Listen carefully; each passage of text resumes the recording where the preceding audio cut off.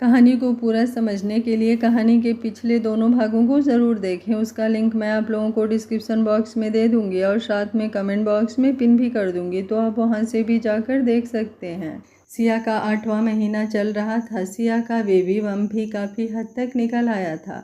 सम्राट उसको कम्फर्ट के लिए ढेर सारे ढीली ढाले मिडी और फ्रॉक शॉपिंग करके लाता रहता था। सिया कितना भी मना करती, लेकिन वो उसकी एक नहीं सुनता था। वो हर तरह से सिया का ख्याल रखना चाहता था, कहीं भी उसे कमी नहीं होने देता। लेकिन सिया उसकी हर हरकत पर, उसकी हर केयर पर अपनी आंखों को नम होने से नहीं रोक पाती थी। समर के डिलीवरी टाइम का सोच कर हर बार उसके दिल में एक हुक सी उठती थी। लेकिन अब उसने अपनी उन आंखों को नम होने से रोक लिया था, क्योंकि सम्राट की आंखों में नमी और बेचैनी वो देखना नहीं चाहती थी। कमरे में हल्की पीली रोशनी फैली हुई थी। बाहर शाम ढल चुकी थी और खिड़की के पार आसमान में हल्की बारिश के बाद की ठंडी हवा चल रही थी। पूरे कमरे में एक अजीब सा सुकून था, वही सुकून जो सिर्फ अपने लोगों के साथ होने से मिलता है। सिया सम्राट की गोद में लेटी हुई थी। उसका सिर सम्राट के सीने पर टिका था और सम्राट बेहद प्यार से उसकी उंगलियां अपनी उंगलियों में उलझाए हुए उसके बालों में हाथ फेर रहा था। पिछले कुछ महीनों से सिया का चेहरा और भी ज़्यादा निखर गया था। माँ बनने की चमक उसके चेहरे पर इतनी साफ दिखाई देती थी कि सम्राट कई बार बस उसे देखता रह जाता था। उसकी ढीली सी हल्की गुलाबी ड्रेस के नीचे उसका बेबी बम साफ नजर आने लगा था, और यही चीज़ सम्राट के दिल को हर बार एक नई खुशी से भर देती थी। सम्राट धीरे धीरे उसकी पेट पर हाथ फेर रहा था, जैसे अपनी दुनिया को महसूस कर रहा हो। तभी अचानक उसे बहुत हल्की सी मूवमेंट महसूस हुई। वो एकदम रुक गया। उसकी आंखें चमक उठी। उसने तुरंत नीचे झुककर सिया के पेट पर अपना हाथ थोड़ा और ध्यान से रखा। अगले ही पल फिर हल्की सी किक महसूस हुई। सम्राट की आंखों में बच्चों जैसी चमक आ गई। सिया, उसकी आवाज़ में इतनी खुशी थी कि सिया खुद मुस्कुरा उठी। बेबी ने किक किया, मेरी प्रिंसेस ने किक किया। सिया ने हल्के से सिर उठाकर उसे देखा। उसकी आंखों में नमी उतर आई थी, लेकिन होठों पर बहुत खूबसूरत मुस्कान थी। उसने धीरे से सिर हिलाकर हाँ कहा। सम्राट जैसे यकीन ही नहीं कर पा रहा था। वो तुरंत नीचे झुक गया और बेहद प्यार से उसके बेबी बम को चूम लिया। उसकी पलकों में एक अलग ही चमक थी। अरे मेरी प्रिंसेस, इतना जल्दी अपने पापा को एहसास करवा रही हो कि तुम आ रही हो हमारी ज़िंदगी में। वो बिल्कुल बच्चों की तरह खुश हो गया था। फिर उसने अपना कान सिया के पेट पर लगा दिया और धीरे से बोला, सुनो प्रिंसेस, अपनी मम्मा को ज़्यादा तंग मत किया करो। पहले ही वो बहुत परेशान रहती है तुम्हारे लिए। और हाँ, टाइम पूरा होने पर जल्दी से हमारी लाइफ में आ जाना। हम सब तुम्हारा बहुत बेसब्री से इंतज़ार कर रहे हैं, तुम्हारे पापा तो सबसे ज़्यादा। ये बोलते हुए उसने फिर बहुत प्यार से उसके पेट को चूम लिया। सिया उसे बस देखती रह गई। उसकी आंखों में इतनी मोहब्बत थी कि जैसे वो उस पल को अपनी सांसों में कैद कर लेना चाहती हो। सम्राट फिर अचानक उत्साहित होकर बोला, एक बार और शायद फिर किक करे। उसने दोबारा हाथ रखा और सच में कुछ सेकंड बाद फिर हल्की सी मूवमेंट महसूस हुई। सम्राट खिलखिलाकर हंस पड़ा। उसकी ये खुलकर हंसने वाली मुस्कान देखकर सिया कुछ पल के लिए बस उसे देखती ही रह गई। पिछले कई सालों का दर्द, अकेलापन, उदासी सब जैसे इस एक मुस्कान में हार गया था।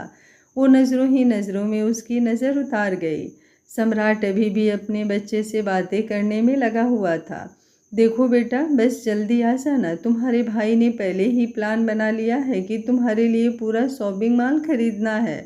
और तुम्हारी मम्मा, वो हल्का सा हंस पड़ा, तुम्हारी मम्मा तो पहले से ही तुम्हें लेकर इतनी इमोशनल हो जाती हैं कि कभी कभी मुझे तुमसे जलन होने लगती है। सिया ने तुरंत उसका कंधा हल्के से मारा।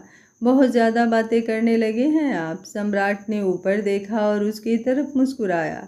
सच ही तो बोल रहा हूँ मेरी गोलू मोलू। तभी सिया का चेहरा थोड़ा बुझ सा गया। फिर उसकी नज़र सिया के चेहरे पर गई। आज सिया थोड़ा चुप थी। सम्राट तुरंत समझ गया। उसने उसके चेहरे को अपने हाथों में लिया। क्या हुआ? सिया कुछ सेकंड चुप रही, फिर बहुत धीरे से बोली, मैं मोटी लगने लगी हूँ ना? सम्राट पहले 2 सेकंड उसे देखता रहा, फिर अचानक हंस पड़ा। लेकिन उसकी हंसी में मजाक नहीं था, बहुत सारा प्यार था। तुम्हें सच में ऐसा लगता है? सिया ने हल्की सी शर्म और झिझक के साथ नजरें झुका ली। पहले जैसी नहीं रही मैं, चेहरा भी कूल हो गया है मेरा, वजन भी बढ़ गया है और मैं गोलू मोलू हो गई हूँ। उसकी आवाज़ में हल्की सी इनसिक्योरिटी साफ थी। सम्राट तुरंत सीधा बैठ गया। उसने बहुत प्यार से उसका चेहरा उठाया। मैंने मजाक में कहा था जान, मेरी तरफ देखो। सिया ने धीरे से नजरें उठाई। सम्राट उसे कुछ सेकंड बस देखता रहा, फिर उसके माथे को चूम लिया। तुम्हें पता है अभी तुम कैसी लग रही हो? सिया चुप रही।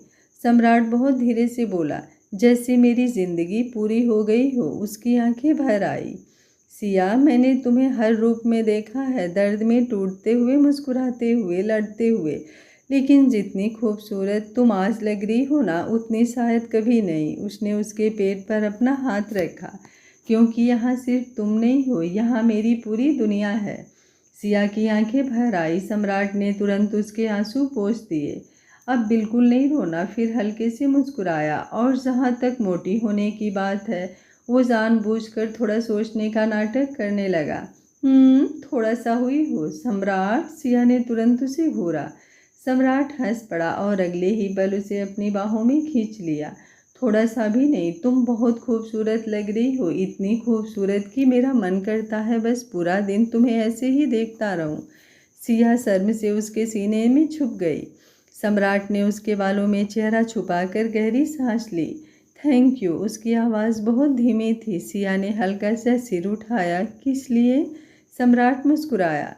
मेरी ज़िंदगी में आने के लिए, मुझे घर देने के लिए, मुझे दो दो बच्चों का पापा बनाने के लिए, और सबसे ज़्यादा उसने उसके पेट पर हाथ रखा, मुझे ये एहसास देने के लिए कि फैमिली क्या होती है। सिया की आंखें फिर नम हो गई। सम्राट ने तुरंत उसके माथे, आँखों और गालों पर छोटे छोटे किस कर लिए। बस अब और नहीं रोना, वरना मेरी प्रिंसेस सोचेगी कि उसके पापा मम्मा को परेशान करते हैं। तभी फिर हल्की सी किक महसूस हुई। दोनों एक पल को रुक गए, फिर एक साथ मुस्कुरा उठे। सम्राट तुरंत नीचे झुक गया। अच्छा, अब तुम भी अपनी मम्मा की टीम में हो? सिया हंस पड़ी। उसकी वो खिलखिलाती हंसी पूरे कमरे में फैल गई। सम्राट कुछ सेकंड बस उसे देखता रह गया, फिर धीरे से बोला, यही हंसी चाहिए मुझे हमेशा, बस ऐसे ही। उसने सिया को थोड़ा और करीब खींच लिया। सिया उसकी बाहों में सिमट गई। बाहर बारिश फिर से शुरू हो चुकी थी, लेकिन उस कमरे के अंदर सिर्फ प्यार था, अपनापन था और दो धड़कनों के बीच चलती हुई एक नई जिंदगी की बहुत खूबसूरत सी आहट थी। 9वां महीना अब शुरू हो चुका था। पूरे घर का माहौल ही बदल गया था। डॉक्टर ने साफ साफ हिदायत दी थी कि अब सिया को बिल्कुल भी ज़्यादा चलना फिरना नहीं है।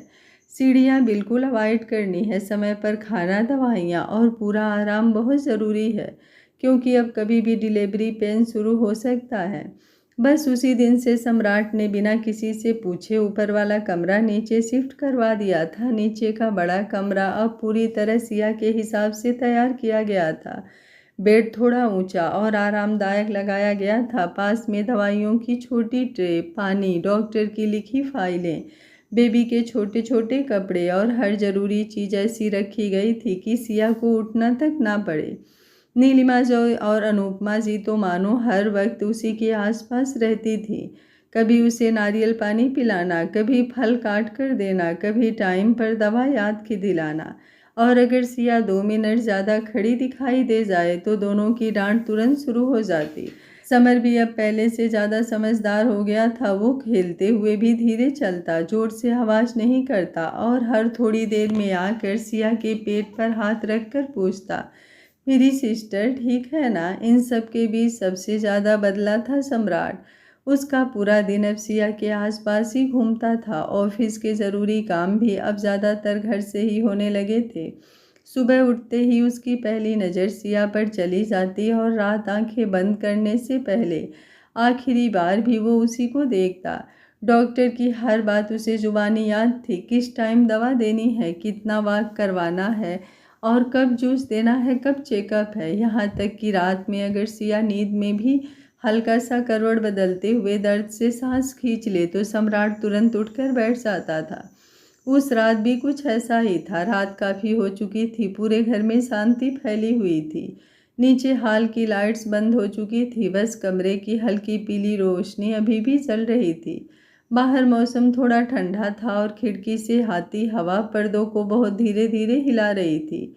सिया बेड पर तकियों के सहारे बैठी हुई थी। उसके खुले बाल कंधों पर बिखरे हुए थे और चेहरे पर हल्की थकान साफ दिखाई दे रही थी। सम्राट उसके सामने बैठा बहुत ध्यान से उसके पैरों पर हल्के हाथों से तेल लगा रहा था। अब ये उसका रोज का नियम बन चुका था, चाहे दिन कितना भी बिजी क्यों ना हो, चाहे कितनी भी मीटिंग्स क्यों ना हो। रात को सोने से पहले वो सिया के पैरों की मसाज खुद करता था। सिया का पैर बहुत ज़्यादा सूज गया था। सिया कई बार मना करती, बहुत ज़्यादा रिक्वेस्ट करती, लेकिन वो हर बार एक ही बात कहता, मुझे सुकून मिलता है। तुम्हें नहीं पता है मैंने इन पलों का कितना बेसब्री से इंतज़ार किया है। मुझे करने दो। आज भी वही हो रहा था। सम्राट बहुत ध्यान से उसके सूजे हुए पैरों को अपनी हथेलियों में लेकर दबा रहा था ताकि उसे थोड़ा आराम मिल सके। सिया लगातार उसे देखे जा रही थी। उसके चेहरे पर साफ थकान थी, शायद ऑफिस का काम भी बहुत था और पूरे दिन उसने एक पल भी चैन से नहीं बैठा था। सिया ने धीरे से पूछा, आपने खाना ठीक से खाया था ना? सम्राट ने बिना ऊपर देखे कहा, बस। सिया तुरंत समझ गई कि उसने झूठ बोला है। उसने हल्की सी भौहें चढ़ाई। सम्राट, इस बार उसके बोलने में हल्की सी डांट थी। सम्राट ने ऊपर देखा और मुस्कुरा दिया। थोड़ा कम खाया था, मन नहीं था। सिया ने उसे घूरा। आप मुझे हर 2 घंटे में कुछ ना कुछ खिलाते रहते हो और खुद। सम्राट ने उसका पैर बहुत प्यार से अपनी हथेली में लेकर दबाया। तुम दोनों बहुत ज़्यादा ज़रूरी हो मेरे लिए। सिया उसके हाथों को अपने हाथों में लेकर होठों के पास लाकर उसे चूमते हुए बोली, और आप मेरी जान से भी ज़्यादा ज़रूरी हैं मेरे लिए, और हम तीनों को बहुत प्यारे हैं आप। और तभी अचानक दरवाज़ा खुला और समर भागता हुआ अंदर आया। उसके बाल बिखरे हुए थे और हाथ में उसकी छोटी सी नोटबुक थी। पापा, सम्राट मुस्कुराया। क्या हुआ मेरे शेर? समर जल्दी से बेड पर चढ़ गया और सीधा सिया के पेट के पास जाकर बैठ गया। मम्मा, आज स्कूल में ना आरव बोल रहा था कि छोटी बहनें बहुत रोती हैं। मैंने उसे बोला मेरी वाली नहीं रोएगी। सिया हंस पड़ी। अच्छा? समर ने तुरंत सिर हिलाया। हाँ, मेरी सिस्टर बहुत क्यूट होगी और मैं उसे किसी को परेशान नहीं करने दूंगा। सम्राट उसे बस देखता रहा। उसकी आंखों में एक अजीब सी नरमी उतर आई। समर फिर जल्दी से अपनी कॉपी खोलते हुए बोला, और बता है पापा, मैंने आज ड्राइंग में भी अपनी सिस्टर बनाई। उसने कॉपी उसके सामने कर दी। उसमें टेढ़ी मेढ़ी लाइनों से बनी छोटी सी बच्ची थी जिसके हाथ में बड़ा सा टेडी था। ऊपर बड़े बड़े अक्षरों में लिखा था, माई प्रिंसेस सिस्टर। सम्राट की नज़र उस ड्राइंग पर टिक गई। अगले ही पल उसने समर को खींचकर अपने सीने से लगा लिया। शायद उसे खुद भी नहीं पता था कि उसके अंदर इतना प्यार कहाँ से आ रहा है। समर हंसते हुए बोला, पापा आप फिर इमोशनल हो गए। सिया मुस्कुरा दी। सम्राट ने उसके बाल बिगाड़ दिए। बहुत बोलने लगे हो तुम। समर फिर धीरे से सिया के पेट पर हाथ रखकर बोला, बेबी जल्दी आ जाओ ना, कैसी हो तुम? मैं आपका इंतज़ार कर रहा हूँ। कमरे में कुछ पल के लिए बहुत खूबसूरत सी शांति फैल गई। बाहर हवा धीरे धीरे चल रही थी और अंदर 3 लोगों की दुनिया एक छोटी सी धड़कन के आसपास सिमट गई थी। सम्राट की नज़र सिया पर गई। वो मुस्कुरा रही थी लेकिन उसकी आंखें हल्की नम थी। सम्राट तुरंत समझ गया। उसने धीरे से उसका हाथ पकड़ लिया। क्या हुआ? सिया ने बहुत धीरे से कहा, बस कभी कभी डर लगता है। सम्राट का चेहरा तुरंत बदल गया। किस बात का? सिया कुछ सेकंड चुप रही, फिर बहुत धीरे से बोली, इतनी खुशियाँ, कभी कभी लगता है कहीं नज़र ना लग जाए। उसकी आवाज़ सच में डरी हुई थी। सम्राट बिना कुछ बोले उसके और करीब आ गया। उसने बहुत प्यार से उसका चेहरा अपने हाथों में लिया। सुनो, उसकी आवाज़ बेहद नरम थी। अगर ज़िंदगी में कोई तकलीफ़ आई ना तो इस बार तुम अकेली नहीं झेलोगी। उसकी आंखें सीधा उसकी आंखों में थी। हर दर्द आधा मेरा होगा, हर डर आधा मेरा होगा और हर खुशी 2 गुनी हमारी होगी। सिया की आंखों से आंसू निकल आए। सम्राट तुरंत उसके आंसू पोंछते हुए हल्का सा मुस्कुराया। अरे फिर रोने लगी तुम? तभी समर बीच में बोल पड़ा, मम्मा अब आपको रोना नहीं है, नहीं तो मेरी लिटिल सिस्टर भी रोना सीखेगी। यह सुनते ही दोनों हंस पड़े। सम्राट ने समर को अपनी गोद में खींच लिया और दूसरी तरफ सिया को अपने करीब कर लिया। कुछ देर बाद समर उनिंदा होकर सम्राट की छाती पर सिर रखकर लेट गया। सिया भी उसके कंधे पर सिर टिकाए बैठी थी। सम्राट ने धीरे से अपना सर सिया के सिर से टिकाया और आंखें बंद कर ली। उसकी बाहों में उसकी पूरी दुनिया थी, उसकी पत्नी, उसका बेटा और आने वाली वो नन्ही सी जान जिसके आने से पहले ही उसने पूरे घर को मोहब्बत से भर दिया था। शायद पहली बार उसे ज़िंदगी में कोई शिकायत नहीं थी। शायद पहली बार उसे सच में डर लग रहा था, क्योंकि अब उसके पास खोने के लिए बहुत कुछ था। सुबह का समय था, पूरे घर में हलचल तो थी, लेकिन आज का दिन बाकी दिनों से थोड़ा अलग था। सम्राट जल्दी तैयार होकर नीचे आया था, क्योंकि आज एक बहुत ज़रूरी मीटिंग थी उसकी, जिसमें उसका होना बेहद ज़रूरी था। पिछले कई महीनों से उसने ऑफिस के काम को जितना हो सके घर में संभाला था, लेकिन आज की मीटिंग वो टाल नहीं सकता था। फिर भी उसके चेहरे पर वही बेचैनी थी जो पिछले कुछ दिनों से हर वक्त रहती थी। उसकी नज़रें हर बार नीचे बने उस कमरे की तरफ उड़ जाती, जिसे पिछले 6 महीने से ही सिया के लिए तैयार करवाया गया था, ताकि उसे सीढ़ियाँ चढ़नी ना पड़े। अब घर का सबसे ज़्यादा वक्त उसी कमरे में बीतता था। कमरे की खिड़की हमेशा हल्की खुली रहती, पर्दों से आती धूप पूरे कमरे को रोशन करती रहती, और सम्राट ने वहाँ हर छोटी चीज़ ऐसी रखी थी जिससे सिया को ज़रा सी भी तकलीफ ना हो। नीचे डाइनिंग एरिया में नीलिमा जी बैठी थी और अनुपमा जी समर को स्कूल के लिए तैयार करवा रही थी।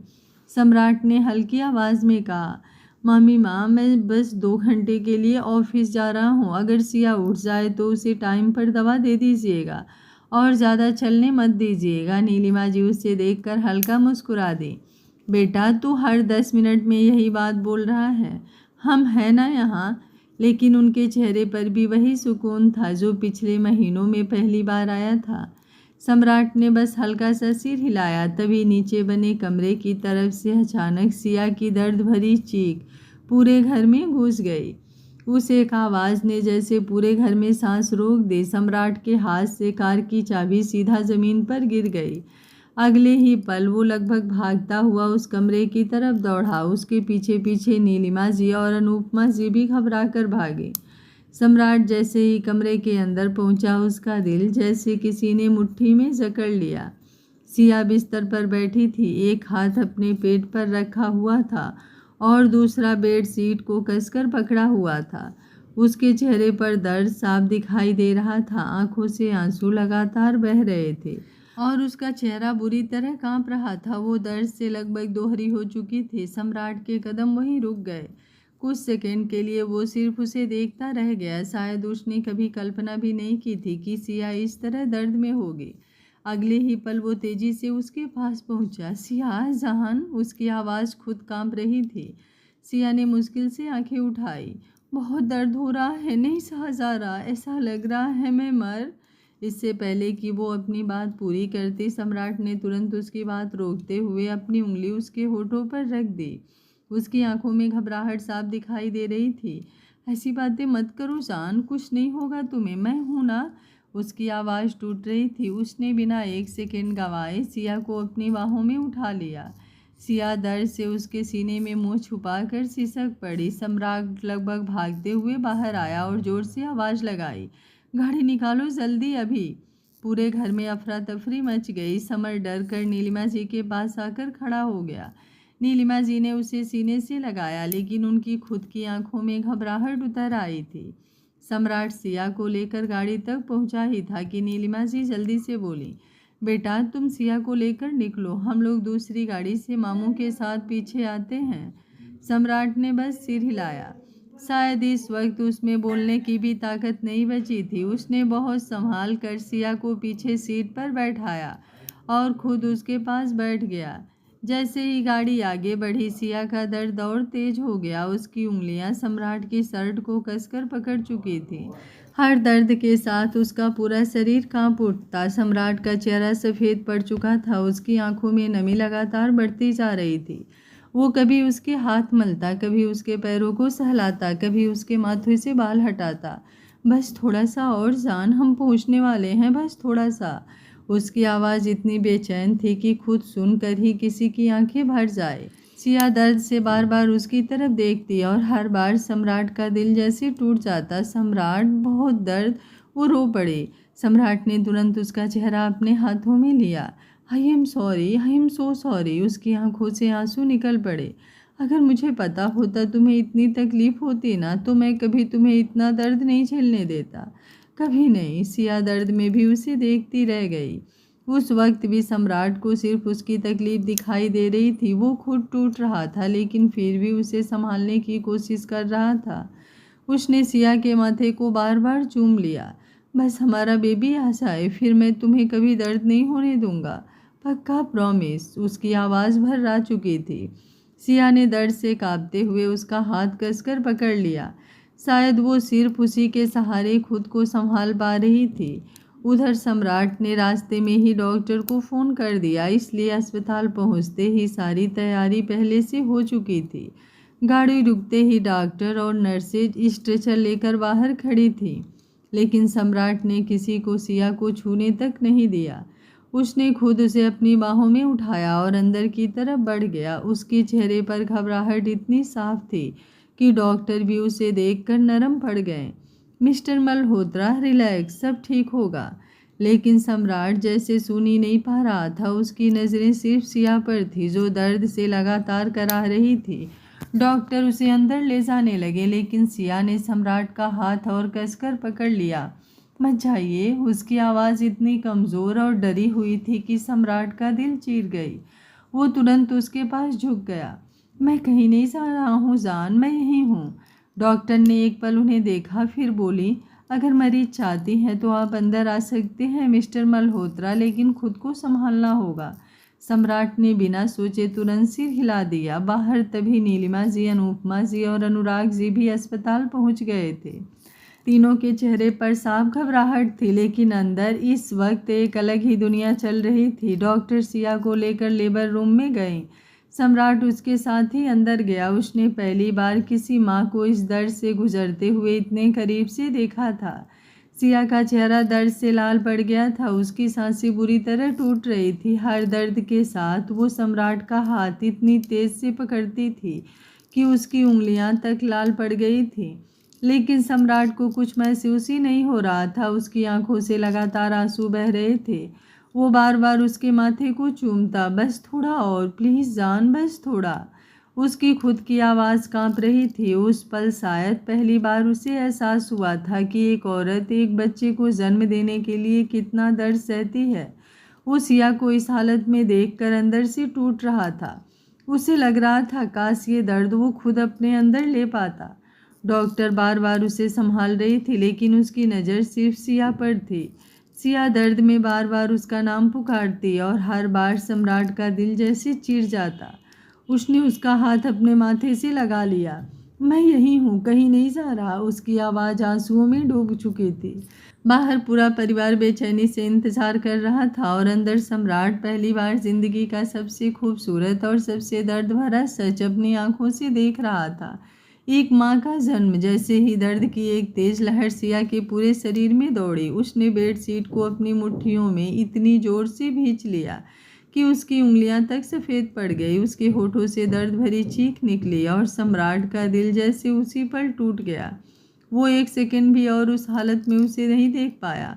उसकी आंखें पूरी तरह भर चुकी थी। डॉक्टर ने उसे थोड़ा पीछे हटने को कहा तो वो लड़खड़ाते कदमों से बाहर निकल गया। जैसे ही लेबर रूम का दरवाज़ा बंद हुआ, सम्राट की सांसें जैसी टूट गई। बाहर आते ही उसने सीधे जाकर नीलिमा जी को पकड़ लिया और अगले ही पल उनके गले लगकर फूट फूट कर रो पड़ा। उसका पूरा शरीर कांप रहा था। मामी माँ, उसकी आवाज़ टूट चुकी थी। बहुत दर्द हो रहा है उसे, बहुत ज़्यादा। उसे कुछ होगा तो नहीं ना? नीलिमा जी की अपनी आंखें भी नम थी, लेकिन उन्होंने खुद संभालते हुए तुरंत उसके सिर पर हाथ फेरा। नहीं मेरे बच्चे, कुछ नहीं होगा मेरी सिया को, बस थोड़ी देर की बात है, उसके बाद तेरे हाथों में तेरी नन्ही सी जान होगी। लेकिन सम्राट जैसे खुद को संभाल ही नहीं पा रहा था। उसकी आंखों से लगातार आंसू बह रहे थे। मामी माँ, वो बच्चों की तरह रो पड़ा। उसने ये सब अकेले कैसे सहा होगा, कैसे? उसकी सांसें टूट रही थी। जब समय आने वाला था तब उसके पास कोई नहीं था, कोई भी नहीं मामी माँ। उसकी नज़रें खाली हो गई। अनुपमा माँ, अनुपमा माँ, आपने मेरी सिया को कैसे संभाला था? मेरी सिया ने इतना दर्द अकेले कैसे सहा? अनुपमा जी की आंखों में भी नमी उतर आई। उन्होंने आगे बढ़कर उसके सिर पर हाथ रखा। मुझे माफ़ कर दीजिए माँ, जब उसके साथ मुझे होना चाहिए था मैं नहीं था। मुझे माफ़ कर दीजिए। माफ़ी मत मांगो मेरे बच्चे। उनकी आवाज़ बेहद नरम थी। इसमें तुम्हारी कोई गलती नहीं थी। जो होना था वो हो चुका है, अब उसे मत याद करो। अब सिर्फ उसकी खुशियाँ देखो। लेकिन सम्राट खुद को रोक ही नहीं पा रहा था। उसे हर पल यही महसूस हो रहा था कि उसकी सिया दर्द में है और वो कुछ नहीं कर पा रहा। तभी अचानक लेबर रूम का दरवाज़ा खुला और एक नर्स जल्दी से बाहर आई। सबकी सांसें अटक गईं। मिस्टर मल्होत्रा, नर्स ने कहा, पेशेंट आपको बुला रही हैं। सब एक साथ घबरा गए। नीलिमा जी जल्दी से बोली, क्या हुआ बेबी? नर्स ने हल्का सा मुस्कान के साथ कहा, अभी हम कुछ नहीं बता सकते, लेकिन पेशेंट आपको बुला रही हैं।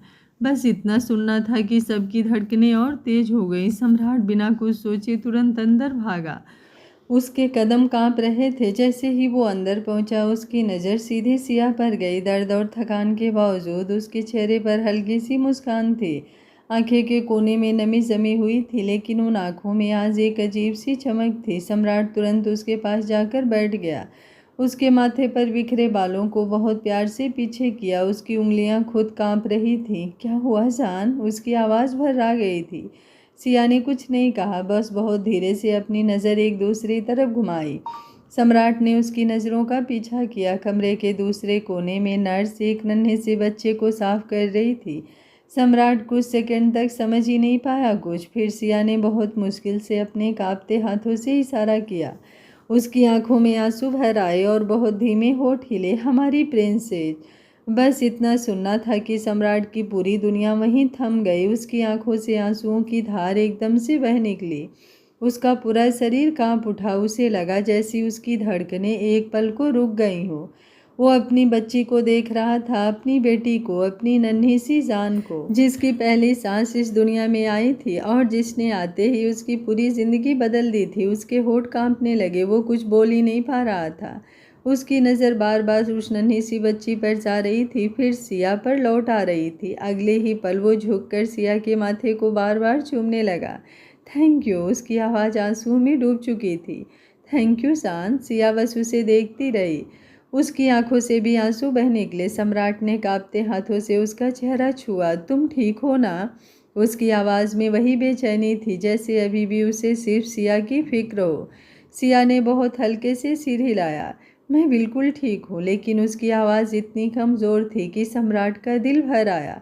उसने तुरंत उसका हाथ अपने होठों से लगा लिया। तुमने मुझे दुनिया की सबसे खूबसूरत खुशी दी है। उसकी आंखें लगातार भरती जा रही थी। मैं बता नहीं सकता मैं कितना खुश हूँ। तभी नर्स उस नन्ही सी बच्ची को लेकर उनकी तरफ बढ़ी। सम्राट की सांस जैसे अटक गई। उसने पहली बार अपनी बेटी को इतने करीब से देखा। इतनी छोटी, इतनी नाजुक, गुलाबी सा चेहरा, बंद आंखें, छोटी सी मुट्ठी। सम्राट के हाथ खुद कांपने लगे। होल्ड हर। नर्स मुस्कुराती हुई, लेकिन सम्राट जैसे डर गया। मैं उसकी आवाज़ कांप गई। इतनी छोटी है। सिया हल्का सा मुस्कुराई। सम्राट, उसने बहुत धीरे से कहा, आपकी बेटी है। बस इतना सुनते ही सम्राट ने कांपते हाथों से अपनी बेटी को अपनी गोद में लिया और उसी पल उसकी आंखों से आंसू फिर बह निकले। वो अपनी बेटी को देखता रह गया, जैसे उसे दुनिया का सबसे अनमोल खजाना मिल गया हो। फिर उसकी नज़र सिया पर गई। वो उसे देख रही थी, थकी हुई, कमज़ोर, लेकिन चेहरे पर ऐसी शांति थी जो शायद सिर्फ माँ बनने के बाद आती है। सम्राट झुककर फिर उसके माथे को चूम लिया। I love you. उसकी आवाज़ फुसफुसाहट से भी धीमी थी, इतना कि शायद कभी बता नहीं पाऊंगा। 1 महीना कैसे बीत गया किसी को पता ही नहीं चला। मल्होत्रा मेंशन में पिछले 1 महीने से जैसे खुशियों ने अपना अस्थायी घर बना लिया था। हर सुबह बेबी की हल्की हल्की किलकारियों से शुरू होती और हर रात सम्राट अपनी दोनों बाहों में अपने पूरे संसार को भरकर ख़त्म करता। आज पूरा मेंशन फिर से रोशनी से जगमगा रहा था। हर कोने को सफ़ेद और गुलाबी फूलों से सजाया गया था। सीढ़ियों पर ताज़े गुलाब की लड़ियाँ लगी थी। झूमरों की सुनहरी रोशनी पूरे हाल में किसी सपने जैसा एहसास दे रही थी और मंदिर वाले हिस्से में बड़ी खूबसूरती से पूजा की व्यवस्था की गई थी। घर के नौकर चाकर इधर से उधर भाग रहे थे। नीचे किचन में तरह तरह के पकवान बन रहे थे। नीलिमा जी खुद हर चीज़ देख रही थी कि कहीं कोई कमी ना रह जाए। अनुपमा जी पूजा की थाली, नारियल, कलश और बाकी सामान एक एक कर फिर से चेक कर रही थी। अनुराग जी हर आने वाले मेहमान का मुस्कुराकर स्वागत कर रहे थे, लेकिन उनकी आंखों में आज अलग ही चमक थी। आखिर आज उनकी नातिन का नामकरण संस्कार जो था। ऊपर कमरे में सिया दुल्हन की तरह तैयार हो रही थी। हल्के गुलाबी रंग की साड़ी, मांग में सिंदूर, गले में मंगलसूत्र और चेहरे पर माँ बनने के बाद वाला वो अलग ही नूर। उसे देखकर कोई भी नज़र हटाना भूल जाए। उसके बालों को हल्का सा बांधा गया था ताकि सानवी को गोद में लेने में परेशानी ना हो। वो आईने के सामने बैठी थी और उसकी नज़र बार बार बेड पर सोई अपनी नन्ही सी बच्ची पर चली जाती। छोटी सी गुलाबी फ्रॉक में सानवी बिल्कुल गुड़िया लग रही थी। तभी पीछे से सम्राट कमरे में आया। जैसे ही उसकी नज़र सिया पर पड़ी वो कुछ पल वहीं रुक गया। आज भी हर बार की तरह वो उसे बस देखता रह गया। सिया ने आईने में उसकी नज़र पकड़ी तो हल्का सा मुस्कुरा दी। क्या हुआ? सम्राट धीरे धीरे उसके पीछे आकर खड़ा हो गया। उसकी नज़रें आईने में सिर्फ सिया पर थी। उसने झुककर बहुत प्यार से उसके कंधे पर अपने होठ रख दिए। हर बार लगता है जब तुम इससे ज़्यादा खूबसूरत नहीं लग सकती। उसकी आवाज़ बेहद धीमी थी। और हर बार तुम मुझे गलत साबित कर देती हो। सिया हल्का सा शर्मा गई। तभी समर कमरे में भागता हुआ आया। उसने छोटी सी शेरवानी पहनी हुई थी और चेहरे पर एक्साइटमेंट साफ दिख रहा था। मम्मा, सब नीचे बुला रहे हैं। फिर वो सीधे बेड पर चढ़ गया और अपनी छोटी बहन को बहुत सावधानी से देखने लगा। मेरी प्रिंसेस तैयार है? सम्राट मुस्कुराकर उसे देखने लगा। पिछले 1 महीने में समर जैसे सच में बड़ा भाई बन गया था। हर वक्त अपनी बहन के आसपास घूमना, उसकी छोटी छोटी चीज़ों का ध्यान रखना, कोई ज़्यादा आवाज़ करे तो तुरंत सबको चुप करवाना, सब देखकर हर किसी का दिल भर आता था। थोड़ी देर बाद नीचे पूजा शुरू हुई। पंडित जी मंत्र पढ़ रहे थे। पूरे घर में शंख और घंटियों की आवाज़ गूंज रही थी। सिया और सम्राट पूजा में साथ बैठे थे। समर अपनी माँ के पास खड़ा था और बड़ी सावधानी से अपनी छोटी बहन को गोद में लिए हुए था। पूजा पूरी होने के बाद पंडित जी मुस्कुराकर बोले, अब बच्ची का नाम रखा जाए। सम्राट कुछ बोलने ही वाला था कि तभी समर तुरंत बीच में बोल पड़ा, रुकिए। सबकी नज़र उसकी तरफ चली गई। वो अपनी छोटी बहन को थोड़ा और सीने से लगाकर बोला, मेरी लिटिल सिस्टर का नाम मैं रखूँगा। सम्राट ने मुस्कुराकर पूछा, अच्छा तो क्या नाम रखोगे मेरे शेर? समर ने 1 सेकंड अपनी बहन को देखा, फिर पूरे गर्व से बोला, मेरी लिटिल सिस्टर का नाम सानवी होगा, क्योंकि वो समर, सम्राट और सिया तीनों की शान है। कुछ सेकंड के लिए पूरा हाल शांत हो गया। फिर हर चेहरे पर एक साथ मुस्कान फैल गई। नीलिमा जी की आंखें भर आई। अनुपमा जी ने प्यार से समर का माथा चूम लिया। अनुराग जी हंस पड़े, कितना प्यारा नाम है। सिया की आंखें नम हो गई। उसने सम्राट की तरफ देखा। सम्राट बस अपने बेटे को देख रहा था, गर्व से, प्यार से, जैसे उस पल उसे अपनी जिंदगी की हर कमी पूरी होती महसूस हो रही थी। पंडित जी मुस्कुराकर बोले, बहुत सुंदर नाम है। आज से बच्ची का नाम हुआ सानवी। फिर उन्होंने मंत्र पढ़े और पूजा संपन्न हुई। थोड़ी देर बाद मेहमान धीरे धीरे जाने लगे। नीलिमा और अनुपमा जी ने पंडित जी को दक्षिणा देकर विदा किया। नीचे अभी भी हल्की हल्की हंसी और बातचीत की आवाज़ें थीं, लेकिन सम्राट चुपचाप सिया का हाथ पकड़कर उसे कमरे में ले आया। कमरे में आते ही उसने दरवाज़ा बंद किया। कुछ सेकंड बस वो सिया को देखता रहा, उसकी गोद में सोई सानवी को और फिर समर को जो अपनी छोटी बहन के पास ही बैठ गया था। सम्राट धीरे से सिया के करीब आया। उसने बहुत प्यार से एक हाथ उसके गाल पर रखा, फिर झुककर उसके माथे को चूम लिया। आज उसकी आवाज़ हल्की काँप गई। आज मेरा परिवार पूरा हो गया है। सिया की आंखें फिर भर आई। सम्राट ने उसे अपनी बाहों में भर लिया। अब उसने आंखें बंद करके कहा, अब मैं अपनी खुशियों को किसी की नज़र नहीं लगने दूंगा। महादेव ने इतना दिया है कि अब कोई और ख्वाहिश ही नहीं है। उनका बहुत बहुत धन्यवाद। सिया और कसकर उसके सीने से लग गई। कुछ पल दोनों वैसे ही खड़े रहे। फिर सिया बहुत धीरे से बोली, जानते हैं, सम्राट ने उसकी तरफ देखा, अब ज़िंदगी ने मुझे सबसे ज़्यादा तोड़ा था ना, तब मैंने कभी नहीं सोचा था कि एक दिन मुझे इतना प्यार मिलेगा। उसकी आवाज़ भर्रा गई, इतना अपना परिवार मिलेगा। सम्राट ने तुरंत उसके आंसू पोंछ दिए, और मैंने भी कभी नहीं सोचा था। उसने मुस्कुराकर कहा कि मेरी ज़िंदगी में एक दिन कोई आएगा जो मेरे घर को सिर्फ घर नहीं जन्नत बना देगा। सिया हल्का सा हंस दी। फिर उसने एक हाथ से सिया को अपने पास खींच लिया और दूसरे हाथ से समर के कंधे को। उसकी नज़र फिर अपनी नन्ही सी बेटी पर गई जो बिल्कुल सुकून से सो रही थी। और उस पल मल्होत्रा मेंशन की उस गर्म रोशनी में जहाँ कभी सिर्फ खामोशी थी, वहाँ अब हंसी थी, प्यार था, अपनापन था, और चार धड़कनों से बना एक ऐसा परिवार था जिसने हर दर्द के बाद आखिरकार अपनी पूरी खुशी पा ली थी। ये प्यारी सी कहानी आप लोगों को कैसी लगी, कमेंट बॉक्स में अपना राय ज़रूर दीजिएगा। आज कहानी का लास्ट पार्ट है, तो आप लोग कमेंट करने में कंजूसी बिल्कुल मत कीजिएगा। मुझे आप लोगों के कमेंट का इंतज़ार रहेगा। मिलते हैं अगली एक और प्यारी सी कहानी के साथ। तब तक स्वस्थ रहिए, मस्त रहिए, अपना ख्याल रखते रहिए।